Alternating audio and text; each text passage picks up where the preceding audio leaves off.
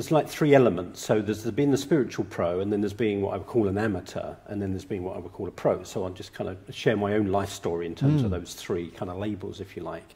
I think as a child, I always felt like I had a calling. But I think as a child, I thought that meant I either had to be a social worker or some kind of minister, and I didn't fancy either of those options.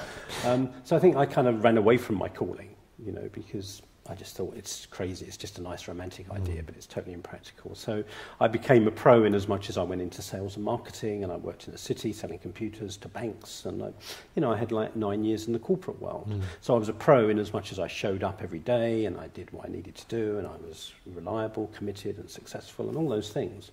But inside, I was dying because I wasn't living my calling, and I tried to push it away and tried to pretend it wasn't there, but it just wouldn't go away. And at that time, you know, my late 20s, early 30s, you know, the words I would have used were, you know, I'm here to somehow inspire or educate or somehow spread a message. So the day, if you like, I turned spiritual pro was the day that I had resigned from my corporate job, which was April the 22nd, 1989.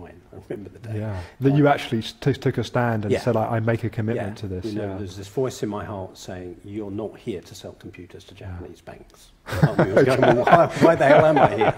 And it was almost like that voice was saying, well, you know, resign and you'll find out why you're here. You know, leave this behind and your path will be shown to you. And another part of me was going, is there somebody else I can talk to? You know, where's the guarantee?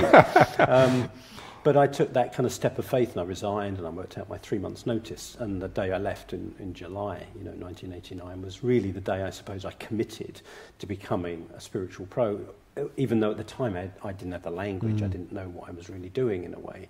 So I've been on a 25-year kind of journey of kind of discovering what all this means and what it discovers to follow your calling, what it means to live by a sense of inspiration and let my inspiration be my guide. And I've learnt a lot.